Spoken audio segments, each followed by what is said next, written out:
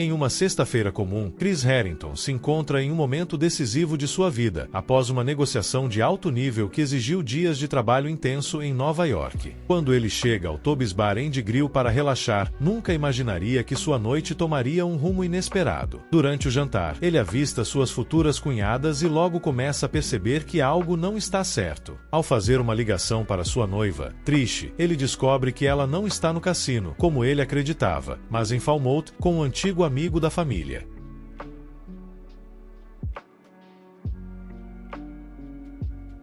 As irmãs dela encobriram o caso dela, mas ela se arrependeu da decisão quando eu fiz isso.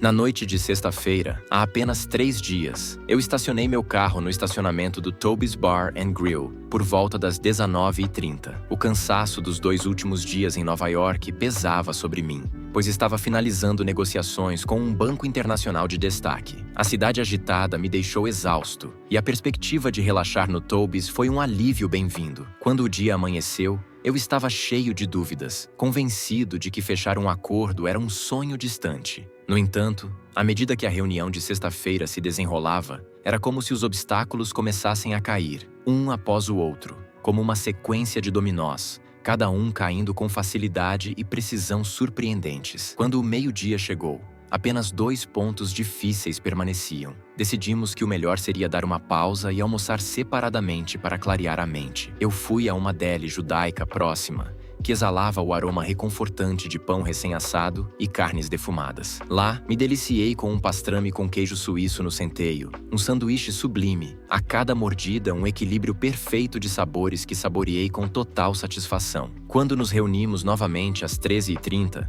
George Willis, o principal negociador do banco, disse: "Fizemos um grande progresso. Proponho dividirmos a diferença nos 2 últimos pontos." George passou uma folha pela mesa de conferências, e eu li o que ele estava propondo. Não era realmente dividir a diferença, mas estava bem dentro dos limites do que meus parceiros e eu aceitaríamos para conquistar esse grande contrato. Coloquei minhas iniciais na página, e George disse que me enviaria um contrato formal na segunda-feira. Depois de um aperto de mãos, seguimos nossos caminhos. Eu voltei para o hotel, fiz a mala e fiz o check-out. Considerei ficar na cidade por mais uma noite, pois minha noiva, Trish, estava fora no fim de semana com suas 2 irmãs mais velhas. Elas estavam em um dos gigantescos cassinos indianos de Connecticut e planejavam passar os dias na piscina e spa, e as noites nos melhores bares e restaurantes. Ao invés de mais uma noite fora de casa, eu segui para a estação Grand Central e peguei o trem Metro North até New Haven. Às 19h30, eu já estava subindo a Pai 91 em direção a Hartford e saía na estrada que levava ao sempre movimentado centro de West Hartford. Decidi parar para o jantar. Estava sentado na área do bar do Toby's quando avistei minhas 2 futuras cunhadas no espelho do bar, deslizando para uma mesa em formato de ferradura. Seus maridos se sentaram ao lado delas. O nó imediato no meu estômago e a dor que parecia se espalhar por todo o meu corpo me disseram que meus planos de casamento, que estavam a exatas 8 semanas de distância,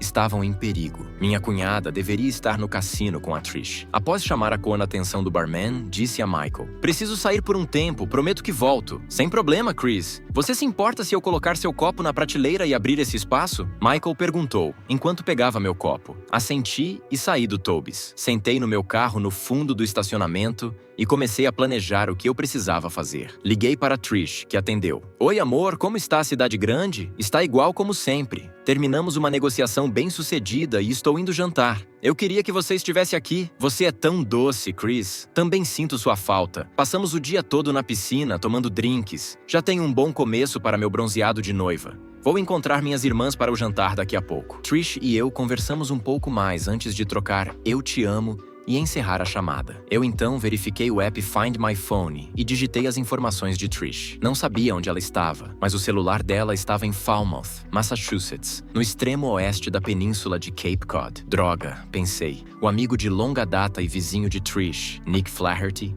tinha uma casa de campo em Falmouth. Já fomos convidados lá várias vezes. Revisei meus contatos e encontrei o número de celular de Sue Flaherty. Liguei e depois que ela atendeu, disse: "Oi, Sue, é o Chris Harrington." "Chris, Que surpresa boa! Como estão os preparativos para o casamento?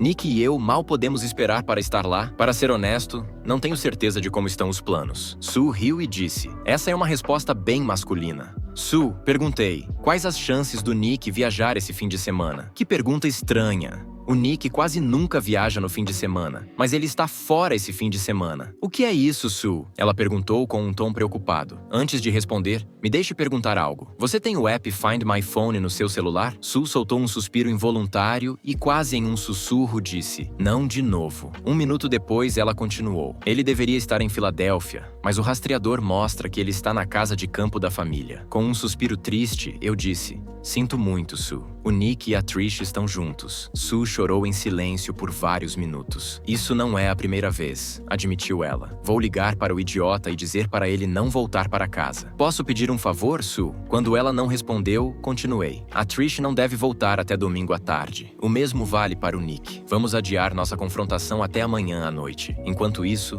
vou trocar as fechaduras da porta do meu condomínio e pegar metade do dinheiro do casamento da nossa conta conjunta. Vou conseguir embalar todas as roupas e outros itens pessoais dela e colocar as malas na garagem. Você está certo, Chris. Vou fazer o mesmo. Me avise se precisar conversar. Sinto muito por ter que te chamar, Chris. Sue estava chorando novamente. E entre os soluços disse, não é sua culpa, Chris. Minha última chamada foi para Billy Jones, um amigo e vizinho. Ele atendeu. O que há, Topher? Preciso de ajuda, Billy. Você vai estar por aí amanhã de manhã? Meus únicos planos são dormir até meio-dia. Mas a Sally me acorda às 7. O que posso fazer por você? Será que você pode trocar a fechadura da porta da frente e a da entrada da garagem? E, se puder, trocar o código do controle da porta da garagem, eu agradeceria. Houve um momento de silêncio antes de Billy dizer, filho da mãe, o casamento acabou. A menos que eu esteja perdendo algo grande, Trish e eu estamos mortos e enterrados. Você tem razão, Topher. Vou lá pela manhã e mudo tudo até o final da manhã, tá certo? Com certeza, Billy. Valeu. Sentindo-me 20 anos mais velho, voltei ao Toby's e caminhei até o bar. Estava olhando pelo espelho a reflexão das minhas cunhadas e seus maridos, quando Michael me devolveu meu bourbon e os aperitivos deles estavam sendo retirados pelo garçom. Peguei um banquinho de bar e, com minha bebida, fui até a mesa da minha ex-futura família. Michael gritou, Ei, Chris, você não pode pegar o banquinho. Meu olhar furioso cortou a fala de Michael. Quando coloquei o banquinho na extremidade da mesa, subi e olhei furiosamente entre Julie e Karen. A atmosfera esfriou rapidamente. Chris, amigo, senta aqui na cabana. Vou te trazer um cardápio, disse Steve, marido de Karen. Sem tirar os olhos das mulheres, respondi. Não, obrigado, Steve. Não vou ficar muito tempo. Continuei a olhar em silêncio para Julie e Karen. Até que o marido de Julie, Roy, perguntou o que estava acontecendo. Chris perguntou para sua esposa. Roy e Steve se viraram para suas esposas. Era fácil ver que ambas as mulheres estavam aterrorizadas. O que está acontecendo? Zrenia perguntou Steve. As irmãs, Karen foi a primeira a falar quando disse. Não é o que você está pensando. A tensão espessa cresceu enquanto eu olhava para o outro lado da mesa, em direção a Karen. Eu acho que é exatamente o que eu penso, eu disse ao grupo. Steve e Roy olhavam de uma esposa para outra, e eu do outro lado. Quando as lágrimas começaram a escorrer pelo rosto de Karen, Steve exigiu. O que está acontecendo, Chris? Suas esposas estão cobrindo a Trish, eu disse. Elas estavam todas juntas na minha cozinha na última terça-feira. Como eu estaria fora da cidade até domingo, elas iriam para o cassino Foxwoods para um final de semana. Onde está a Trish? Zrenia perguntou Roy às irmãs. Quando elas ficaram em silêncio, ele se virou para me olhar. Ela está na casa do Nick em Cape Cod. Isso é verdade? Zrenia? Steve sibilou. Ambas as mulheres estavam chorando agora. Karen assentiu em concordância e Julie soluçou. A Trish te ama, Chris. Ela realmente te ama. Steve revirou os olhos e Roy olhou para esta mesa. Ela tem uma ótima maneira de mostrar seu amor, ele disse. Ela e suas irmãs mentem para mim. E ela vai com um velho crush do bairro para um final de semana de festas. Apenas 8 semanas antes de se casar comigo? Sua irmã é uma vergonha. Não ouse. Roy interrompeu sua esposa e disse, cale a boca, Julie. Voltando-se para mim, ele perguntou, o que você vai fazer? Eu vou cancelar o casamento. Ambos os amigos se recostaram na cabine enquanto suas esposas choravam ainda mais. Papá gastou tanto dinheiro no casamento e na recepção, disse Karen. Eu não me importo. Não vou me casar com uma mulher mentirosa e traidora como a Trish. Esperei alguns momentos antes de falar com o grupo. Eu contei para a Sue Flaherty que o Nick está traindo a Sue com a Trish. Ambos gostaríamos de 24 horas antes de destruir isso. 4 pares de olhos estavam me observando quando perguntei a Roy e Steve. Preciso da ajuda de vocês. podem garantir que... Olhei para as esposas deles. Podem garantir que elas não entrem em contato com a Trish até às 18 horas e 15 minutos de amanhã? Ambas as mulheres começaram a protestar antes que Steve dissesse: claro que podemos, amigo. E então, se virando para sua esposa, ele disse: estou enojado com você. Tenho que me perguntar se suas irmãs já cobriram você enquanto você traiu comigo. Karen estava atônita enquanto Steve continuava: se você ou a Julie entrarem em contato com a Trish de qualquer maneira, vou considerar pedir o divórcio. O rosto de Roy estava vermelho de raiva, e sua resposta fez Julie gemer. Quando ele disse: depois das dificuldades que tivemos no início do nosso 3º ano juntos, posso pedir o divórcio de qualquer jeito. Mas entenda que vou pedir se você entrar em contato com a Trish. Apertei a mão de ambos os homens e saí do restaurante. O sábado foi agitado.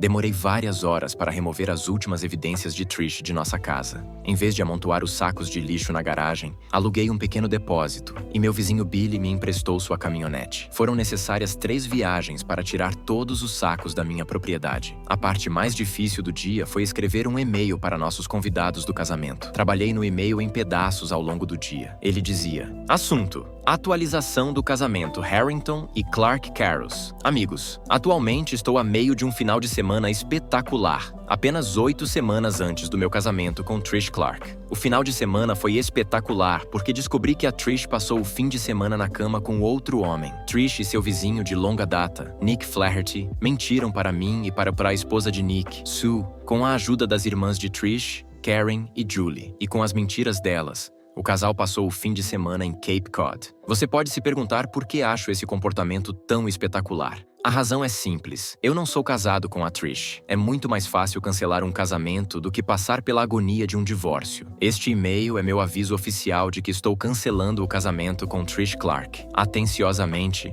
Christopher Harrington. Liguei para Sue Flaherty às 17 horas e 30 minutos do sábado à tarde. Juntos, compartilhamos as tarefas que conseguimos concluir. Como Sue era casada, sua separação de Nick seria muito mais difícil. Ela conseguiu conversar com um advogado na manhã de sábado e já tinha uma consulta agendada para amanhã de segunda-feira. O advogado havia recomendado cancelar os cartões de crédito conjuntos e, tanto quanto possível, separar as finanças da família. Era o típico conselho jurídico para um caso de divórcio. Terminamos nossa chamada poucos minutos antes das 18 horas e concordamos em enviar uma mensagem de texto para nossos cônjuges exatamente às 18 horas. Minha mensagem dizia apenas: espero que você esteja aproveitando o final de semana com o Nick. Obrigado por me mostrar que você é uma mentirosa e traidora. Nosso casamento está cancelado. Enviou a mensagem exatamente às 18 horas. Um momento depois, enviei o e-mail para a nossa família e convidados. 16 meses depois, eu estava na beira do altar.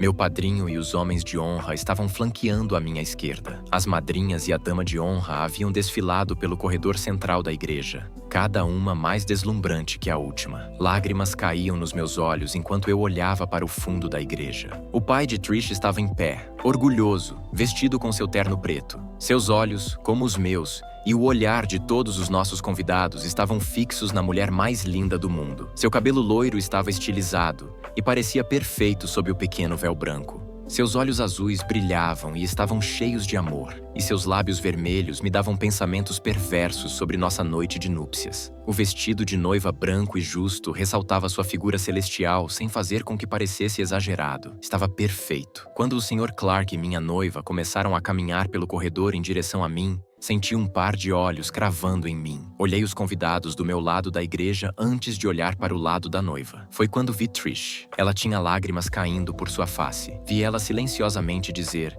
"Desculpe", antes de se virar para seu pai e sua irmã mais nova e caminhar na direção de mim.